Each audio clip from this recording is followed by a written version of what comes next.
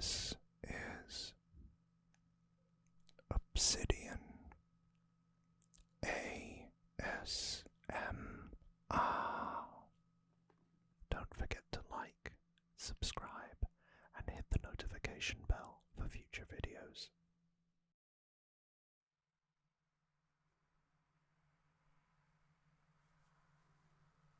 Hello again,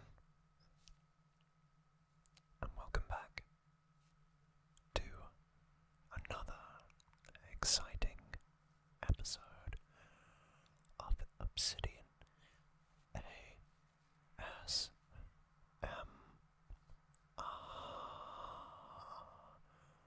Does Dragon Ball Z? And in the last episode, we talked you through, or whispered you through, the events of the imperfect and perfect Cell Sagas. One of the key and iconic storylines throughout Dragon Ball. And today, we're going to get you through the Cell Games Saga, which is very, very heavy emotionally. But before we get into it, if my voice sounds a little bit weird, apologies. I was at a concert last night and I was singing a little bit too hard. And the only other bit of news is you may well be aware that for the first time since 2018, so that's 5 years ago, there's been an announcement for a brand new anime produced and overseen by Akira Toriyama called Dragon Ball Daima, which I believe translates to magic or God or something like that, a lord. But what I do know about that is that it is set in the 10-year interlude between Dragon Ball Z and Dragon Ball Super. And I can go into it in more detail in a full-length video. But I know you all like Dragon Ball, and if you haven't had the chance, go and find the trailer. It's on YouTube. And I'd love to hear what you have to say. Now, in recap, Cell showed up last time, an ominous insect-like creature from the future that had the ability to absorb people and their energy through his tail. We saw the events of Ginger Town and the horrors that were unmasked there. Piccolo fought valiantly to try to stop Cell, having fused with Kami to become a Super Namek. But alas, his efforts were in vain. The others found Dr. Giro's secret lab and uncovered the still infantile, embryonic Cell of the modern era, before he got a chance to develop into what he is and travel back in time. Cell revealed he had the DNA of all of the greatest fighters that have set foot on Earth, including Frieza, Goku, Piccolo,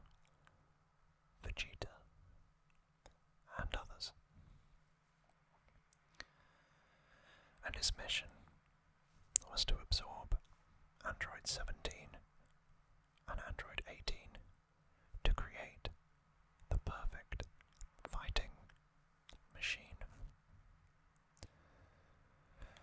And so, he set about that mission. Firstly,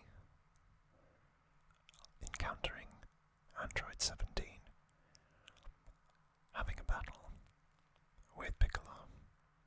Android 17 set that aside as they both turned their attention to Cell. Android 16, the silent warrior, stepped in at this point to defend his friend, but sadly, through Android 17's hubris and recklessness, Cell was able to get the jump on him and absorb him to create imperfect Cell, or semi-perfect Cell, I should say. Meanwhile, Vegeta and Trunks had been in the hyperbolic time chamber, a chamber where time moves non-linearly. You can fit in a whole year's worth of training into a day, which I said begs the question, why don't they use this all the time? Who knows? But anyway, they've emerged, and they went, having surpassed the Super Saiyan stage to confront Cell. And at this point, Vegeta was clearly more powerful than Cell. But Cell knows Vegeta better than Vegeta knows himself, and concocted a devilish plan to play on his ego and thus achieve his perfect form. Trunks tried to stop him from allowing Cell to absorb Android 18,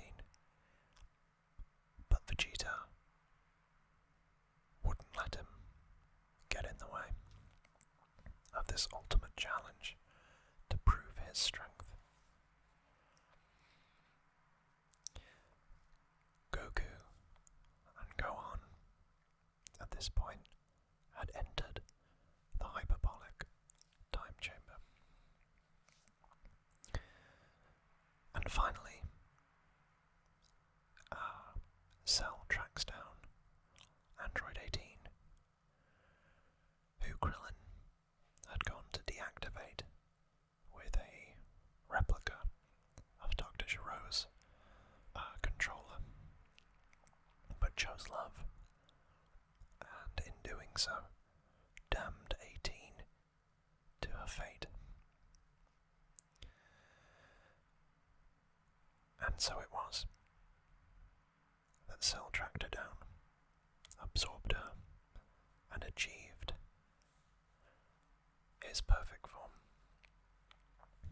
Trunks stepped in at this point and valiantly fought Perfect Cell, having seen Perfect Cell wipe the floor with his often too proud father, Vegeta. And just when Cell had him beat, and it looked as if it was the end of Trunks, Cell offered an opportunity for redemption. He wanted to throw a martial arts tournament with the world's best fighters, and then, at the end of the tournament, if he was the victor, he would destroy the Earth.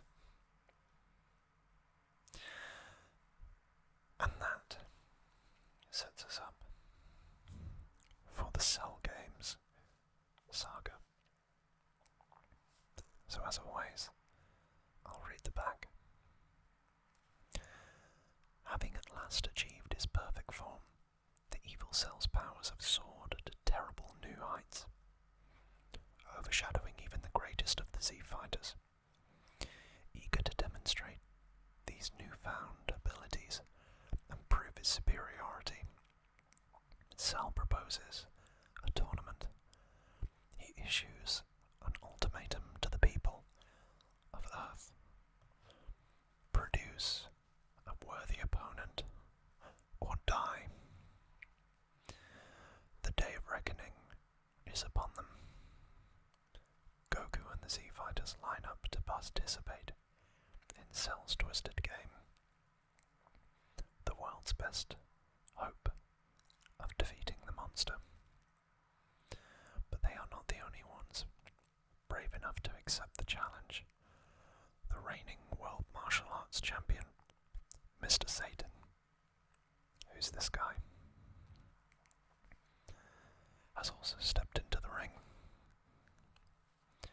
Now, with the fate of the human race hanging in the balance, one of these valiant fighters must come forward to defeat the seemingly invincible, perfect Cell. But who will it be? Let's see, shall we?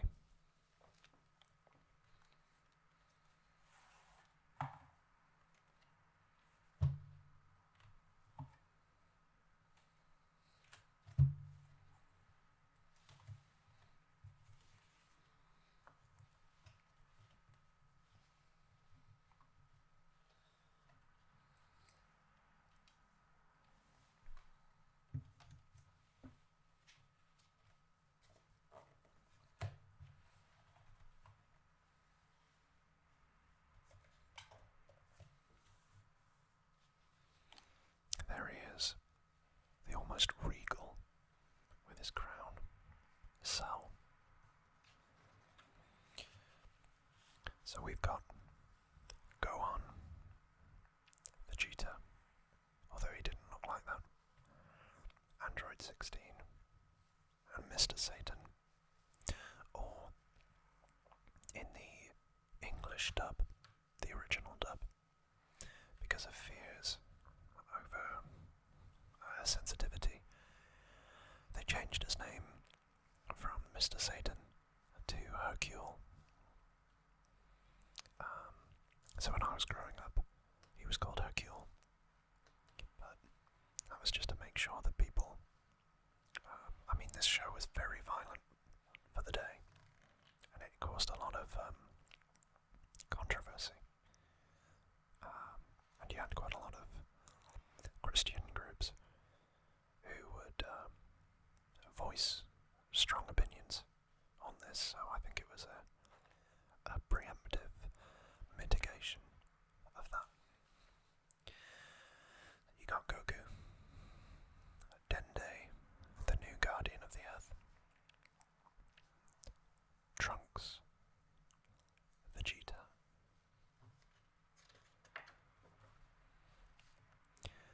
King Kai, Android 16, Mr. Satan or Hercule, Krillin or Kururin, and of course the Eternal Dragon, Shenron. Fun fact, the original Shenron has now disappeared, along with Kami, but Dende created a identical Shenron with the original, I guess, model that Kami had left behind. Super Saiyan 2 Gohan. More about him later. Here we are, the big bad, Perfect Cell. Now I know you like my little anecdotes, and I've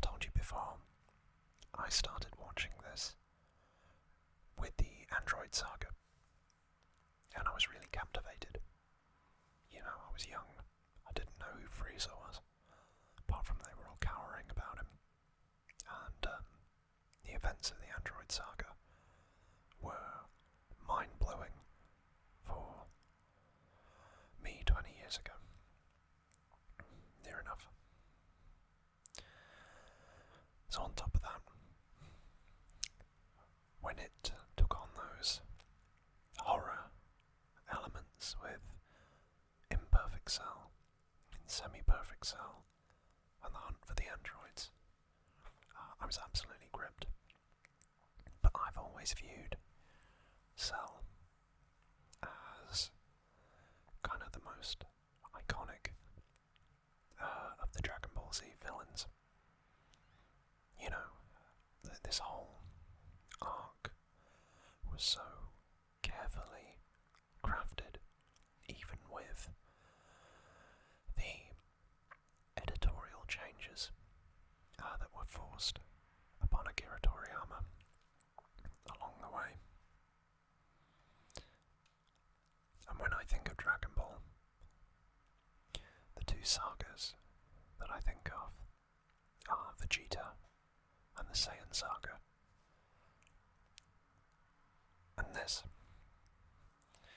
I know that might be weird, because most people think of Frieza and Namek. But I think the storytelling in this one is just so much more intricate than the Frieza Saga. And yeah, I have my opinions on the Majin Buu side of things, but we'll get to him later. And here we have some Cell Juniors who serve a very specific purpose in this whole thing. But more on that later. So, what is the tournament? Well, having survived Cell's onslaught, Trunks relays to the rest of them that Cell intends to hold a martial arts tournament in order to prove, or stroke his own ego, that he is the best fighter on the planet. With little to no chance, Cell decides to broadcast his invitation to the martial arts tournament worldwide, saying, "Come one, come all, I'll defeat you all, and then I'll blow up your planet." And so, without further ado, Goku and Gohan emerge from the hyperbolic time chamber, with Goku deciding to go and pay Cell a bit of a visit. Not to fight, but just to size him up. And this leads into quite a lot of the theme of this entire saga, which is passing the torch. So episode 169, No Worries Here, actually goes back to the original Dragon Ball series, where Master Roshi teaches both Goku and Krillin, as students, to eat well, to train well, and to rest well. And that same ideal and mantra is being instilled into Gohan. And at this point, I want to juxtapose the way that Goku has been preparing Gohan, rather than, or in tandem to, how Vegeta and Trunks use their time in the hyperbolic time chamber. We saw last time some of the training, I think, that they went through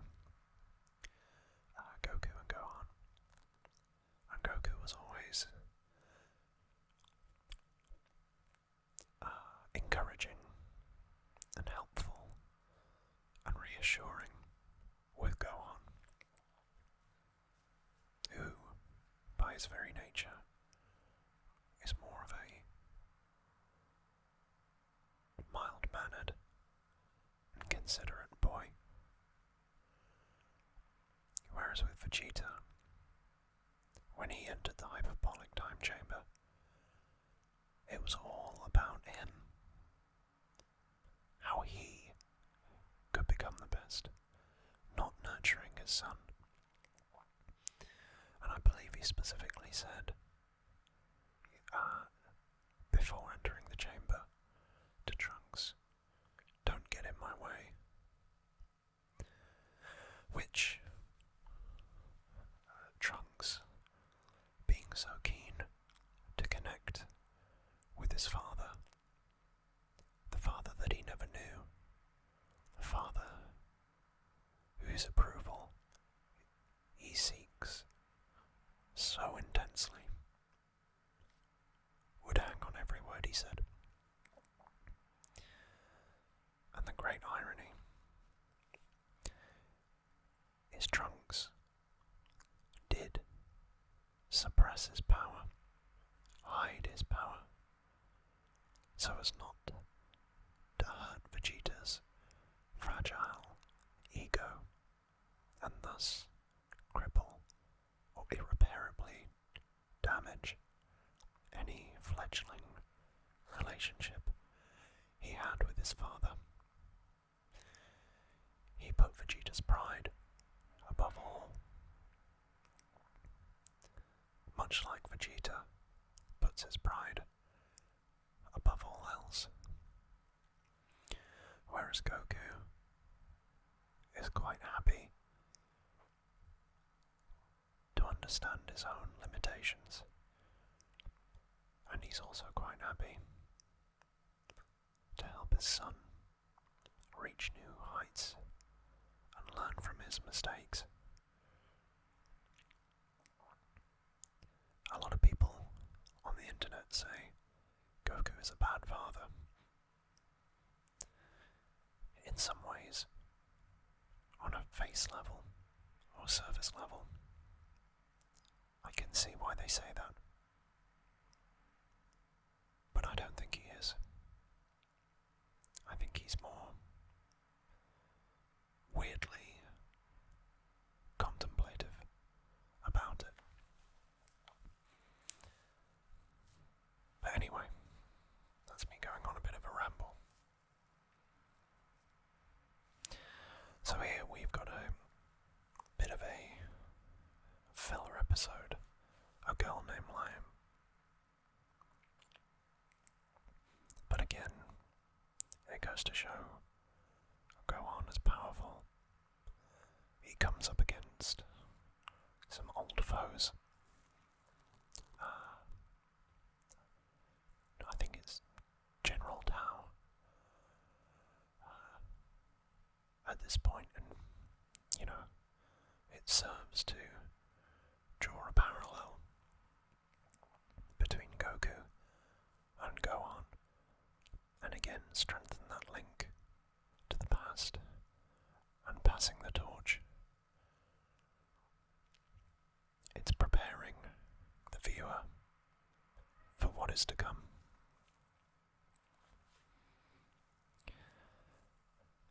Episode 171, Memories of Gohan. Again, eat well, train well, sleep well. In episode 171, Goku reminisces about all those key moments in Gohan's life with Chi-Chi and Krillin, about when he was born, what happened during the Saiyan invasion, and also on Namek, and reminds themselves and the viewer of the growth from timid, scared boy hiding behind his father when we first first meet him, through to the Super Saiyan and the calm, more confident young man we see today. All those instances of growth, all those instances of trouble that he's come through. And it also reminds us what Gohan's motivation is. And we'll come back to that later. Episode 172 and 173 are all about Dende, really. Again, some more filler. This was where the anime had caught up with the manga. So, in this, the military attack Cell deals with them easily. It's an annoyance. But it's more about installing Dende as the new Guardian and creating a new set of Dragon Balls. I do want to say that the Dragon Balls can only be used to bring someone back to life once. After that, once. After that, I think they're dead. It's either once or twice. I'm pretty sure it's once. Because that was the whole point of them going to Namek to get the Namekian Dragon Balls. Pretty sure.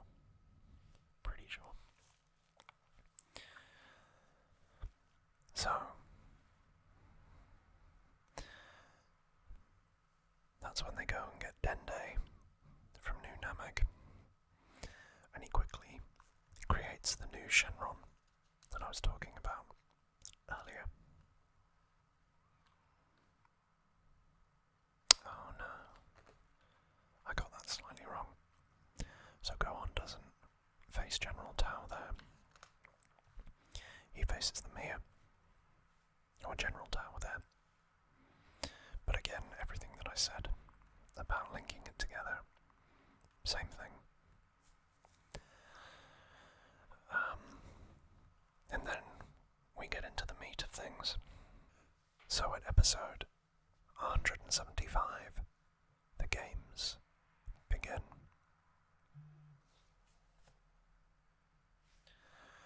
The Z Fighters arrive at the Cell Games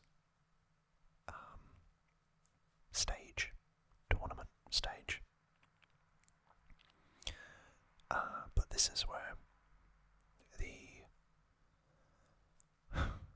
comedic relief arrives in the form of Mr. Satan, or Hercule, and his proteges.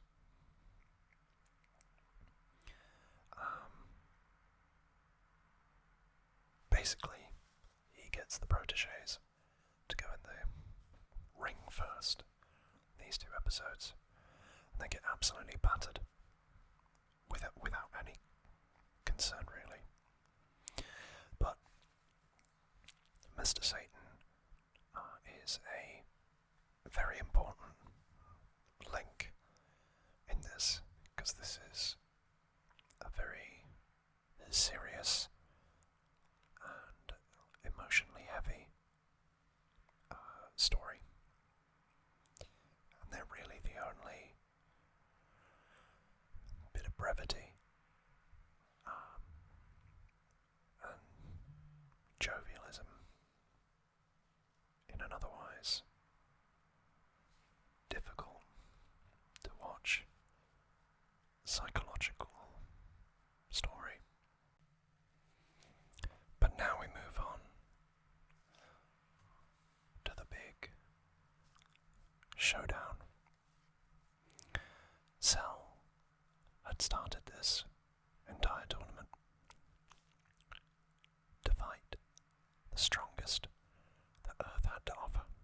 I've said that before in this video. But you gotta remember that this this isn't following the typical Dragon Ball Z escalation pattern. Usually, you would find Krillin, Yamcha, Tien, and all of those other Z fighters of comparatively lesser strength step up first before you get to the main fight, which everybody was assuming was Goku versus Cell. Here, in episode 177, Goku steps up and they start trading blows, trading barbs, going toe to toe with one another, and that stretches through episode 177, 178, I should say. And it says, and it's true, Goku could match him, Cell, blow for blow. But how will he deal with an all too familiar arsenal of tricks like Vegeta's Gallic Gun, Frieza's Destructo Disc? Sorry.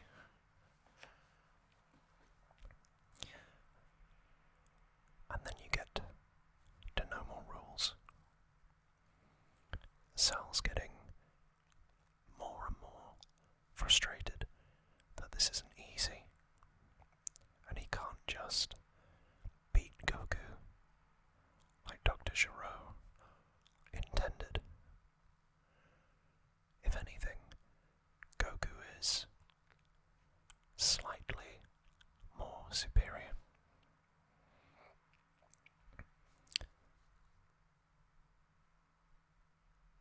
So he destroys the fighting ring and initiates a fight to the finish, which ultimately leads to Goku blasting Cell with a Kamehameha or Kamehameha. However, as you see here,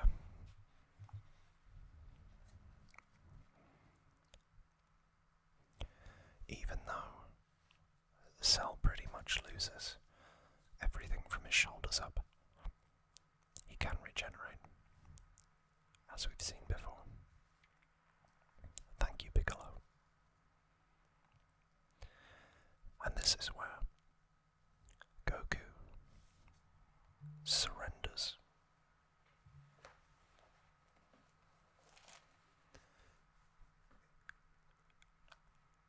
And gives in, disqualifying himself from the fight,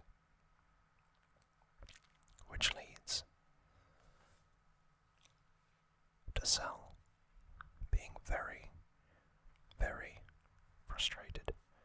The whole point was he wanted the best fight, and you could say he is a bit of a foil for Goku, because Goku has the same desire for a intense and challenging fight that he needs to overcome.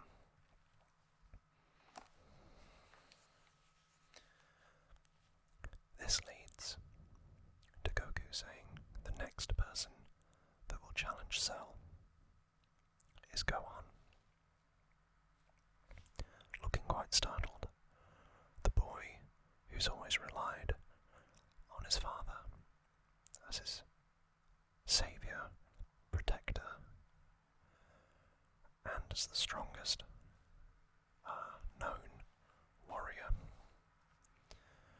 suddenly faces that same responsibility being thrust upon him. But Goku continues confident. So the fight begins. And as always, Gohan doesn't want to fight. He's a pacifist. So Cell starts bludgeoning him, attacking and attacking and attacking some more, with Gohan mostly defending rather than going on the forefront.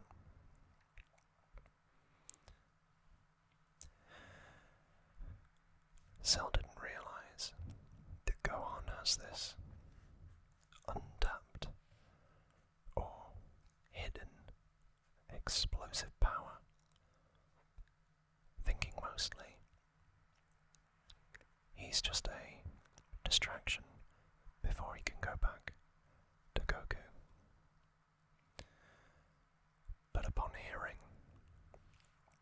of this dormant power, Cell starts to threaten Gohan, and even Gohan's friends, taunting him, bring out the power, fight me, etc. And this is where he spawns 7 Cell Juniors that have the same power and capacity as Cell, and he sends them directly for Gohan's friends. Meanwhile, at this point, whilst the Cell Juniors attack and start overwhelming Vegeta, Tien, Piccolo, Krillin, Trunks, and even Goku, Mr. Satan becomes a bit of a hero. Android 16 had stepped up previously to fight, and he was immediately blown up, having tried to trigger his internal explosive device to blow himself and Cell up. What he was unaware of was that Bulma, while she was repairing him, had taken the bomb out of his chest after being surprised at such a situation. 16 left himself open for Cell to completely and utterly obliterate him, using an energy blast to literally blast him into 1,000 pieces. However, his head, still functional, had rolled into the path of Mr. Satan, or Hercule, and the camera crew that were covering it for a TV network, I think it's GTV.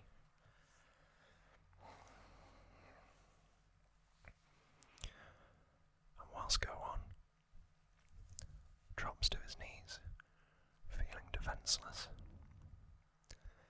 and feeling hung out to dry by his father, not sure what to do. This is where Mr. Satan makes a absolutely heroic throw that proves pivotal. But before I get to that, I do want to say that this is where Goku has misunderstood his son, and whilst he's aware, and I think we all are aware of Gohan's ability to summon incredible power during a fight or flight moment, this doesn't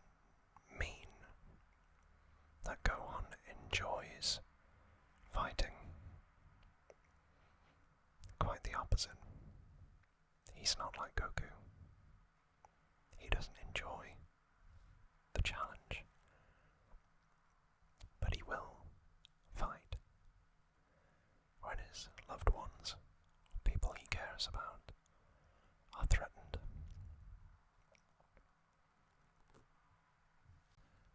Now, Mr. Satan had thrown the disembodied head of Android 16 right in front of Gohan. And this is one of the most poignant moments of the entire anime. One that still gives me goosebumps to this day. Android 16, designed by Dr. Shiro to kill Goku, to kill Goku, in the image of his son that died fighting for the Red Ribbon Army, had rejected his destiny, his purpose, and had chosen, ultimately, to be kind, to be gentle, to be himself,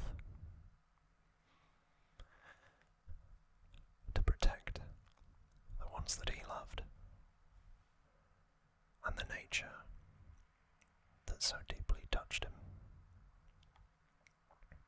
A literal killing machine, rebelling against his programming, his supposed destiny, and everyone that wanted to control him, which is a theme throughout this whole story: control and destiny. And in his final act of rebellion and authenticity to himself, Android 16 offered up these words to Gohan. Gohan, let it go. It is not a sin to fight for the right cause. There are those who words alone will not reach. Cell is such a being. I know how you feel. Go on. You are gentle. You do not like to hurt. I know because I too have learned these feelings. But it is because you cherish life that you must protect it. Please, drop your restraints. Protect the life I loved. You have the strength. My scanners sensed it.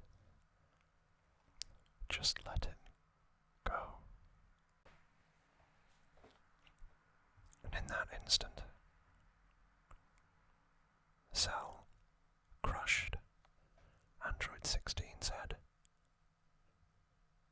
and with it, something inside of Gohan finally gave way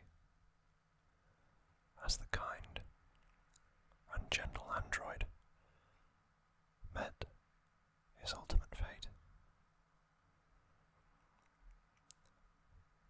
This was where Cell knew he messed up.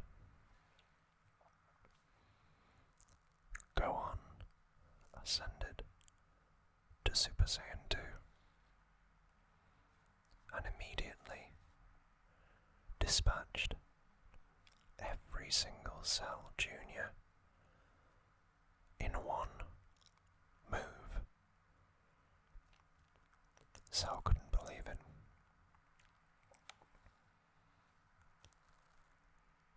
He was scared. For the first time in his existence, he was experiencing fear.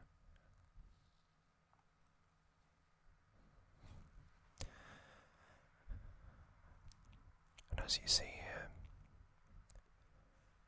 Cell is helpless against the Super Saiyans' blazing attacks. He powers up to his maximum level, but there's a problem. In doing so, he becomes bulky, quite like Vegeta and Trunks in their Ascended Saiyan form. They traded agility and speed for bulk and pure power.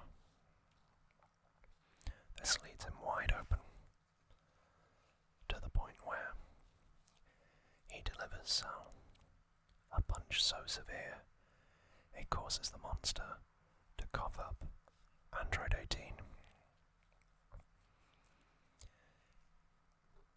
He begins to power down to his semi-perfect Cell form, and the battle seems to be over. At this point, as Goku realizes that Cell is getting desperate, he pleads with Gohan, finish him now, as Gohan continues to toy and inflict more and more suffering on Cell. It is at this point that Cell begins to self-destruct, and in doing so would destroy Earth and everybody on it. Gohan doesn't know what to do. He regrets not listening to Goku. He starts to cry, and rather than scold him and say I told you so, Goku accepts that this is what he needs to do.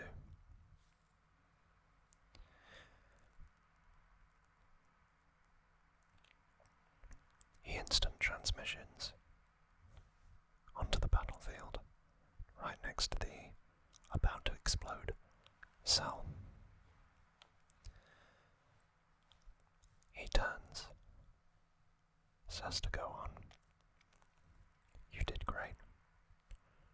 I'm so proud of you.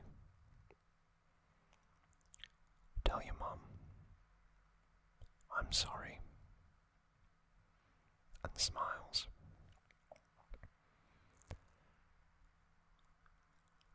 Just as he disappears and transports Cell to King Kai's homeworld.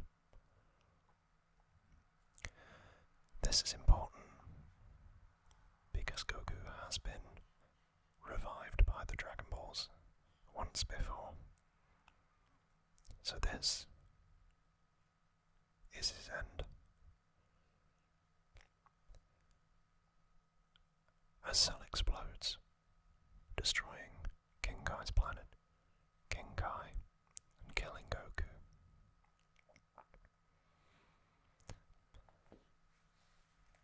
The torch has been passed, and Goku died as he lived, protecting the planet, his loved ones, and his family, one last time. But it isn't over. One single cell survived, and through it, Cell was able to regenerate. Thanks again, Piccolo. But it's worse. His cells remembered the power that he'd tasted after absorbing Android 18, so he didn't his semi-perfect form, he got a full dose of perfect power. And moreover, not only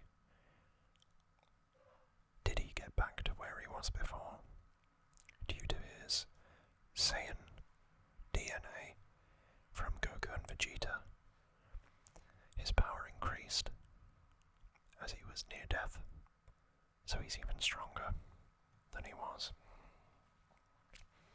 When he returns, there's a single blast through the clouds and smoke, and that laser or beam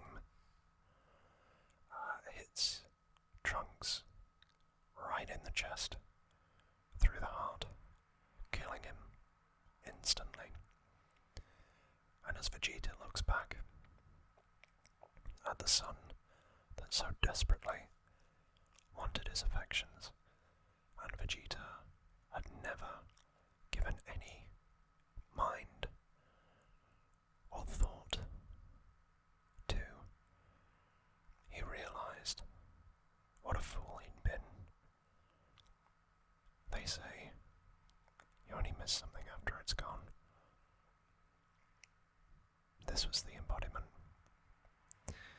And he too powered up and charged with reckless abandon at Cell. But there was no power there.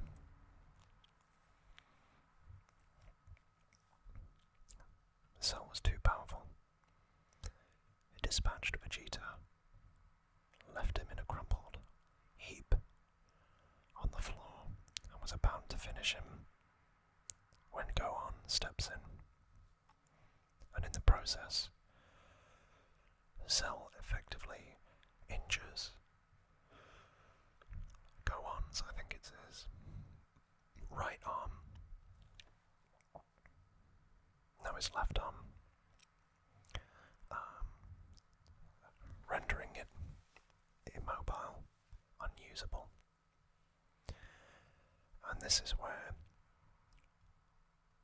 the final showdown is set. Episode 191, Save the World. Gohan can't move, or he can't fight Cell with his broken arm. And Cell has just launched a super Kamehameha right at the planet. The only thing left to do is to try to beat Cell in this Ki Blast.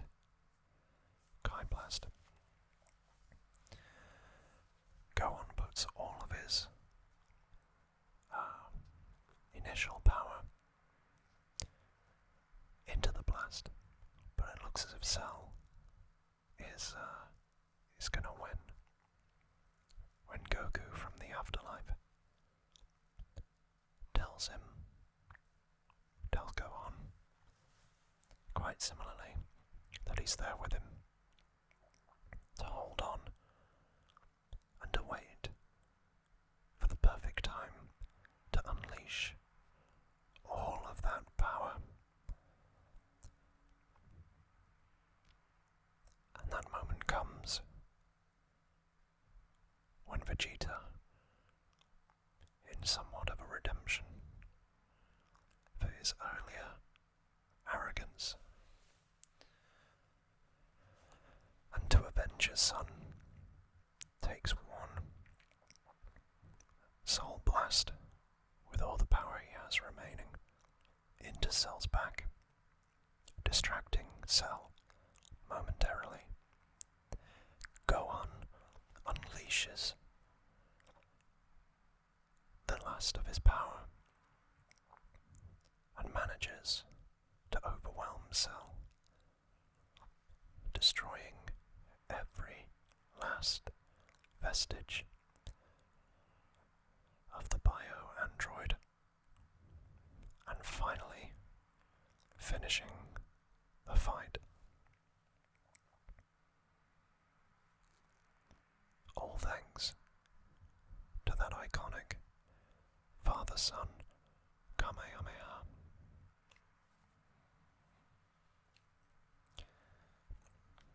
That's a lot, isn't it? Well, we've got 3 more episodes. And that's Goku's decision. Cell is defeated, at long last, and the Z Fighters have so much to resolve.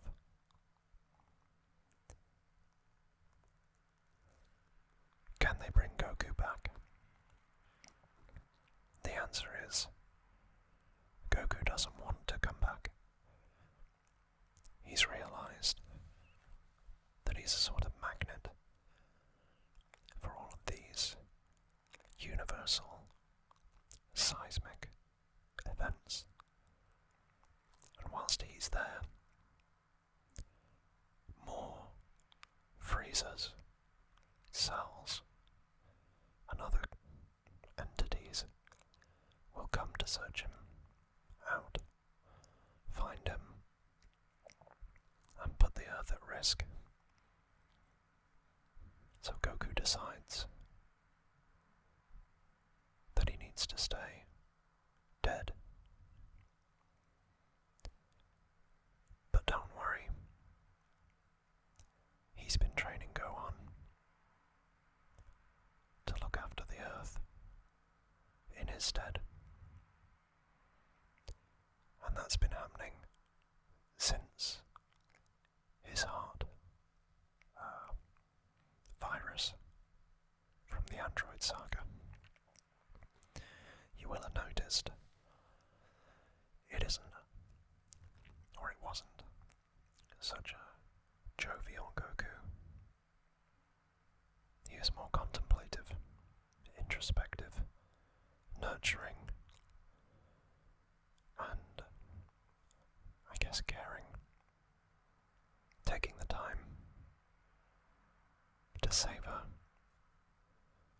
with all of his loved ones, his family, because he knew this was coming. And that was supposed to be the end of Son Goku and his journey with Gohan, now the defender of Earth.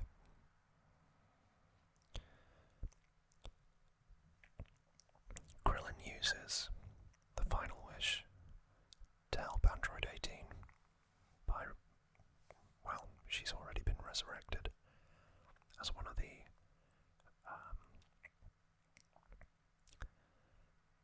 victims of Cell. But he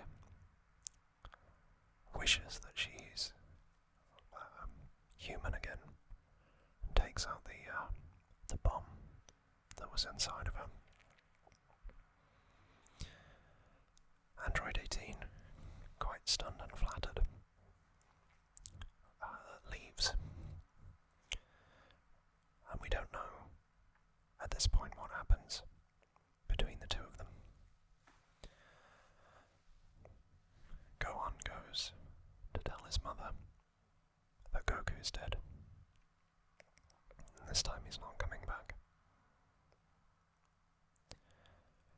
And all the Z Fighters begin to go their separate ways, including the newly resurrected Trunks, who shares a brief but tender exchange with Vegeta and his mother before going back to the future with all of the strength and knowledge that he learned to save his timeline and his people. He dispatches the future Android 17 and 18 with ease, and then finishes by destroying Cell in his imperfect form. And that subscribers. Was this second intended ending to Dragon Ball Z?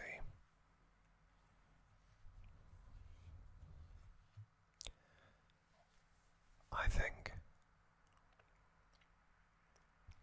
that was genuinely the most fitting ending that would have allowed for a new series with Go On. And all the character development and all the emotional notes that were hit during that series or arc were unforgettable, and they still leave goosebumps even when I'm just describing them to you.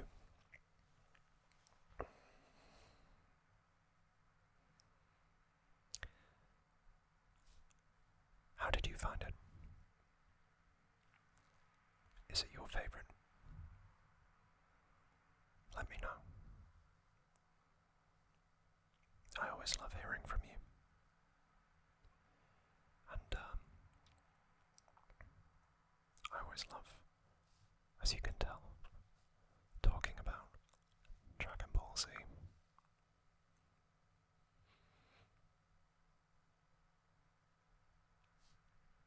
If you've made it this far, thank you so much for spending your time with me.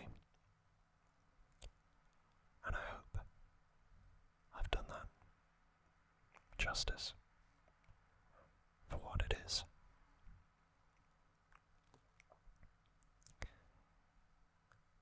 If you did like it, why not like, comment below, and consider subscribing. Over 90% of you that watch these videos are unsubscribed. And I'd hope that I've demonstrated that you can have a good time, a relaxing time, listening to your favourite stuff, shows, having a trip down memory lane here with me. And with that, all that's left for me to say is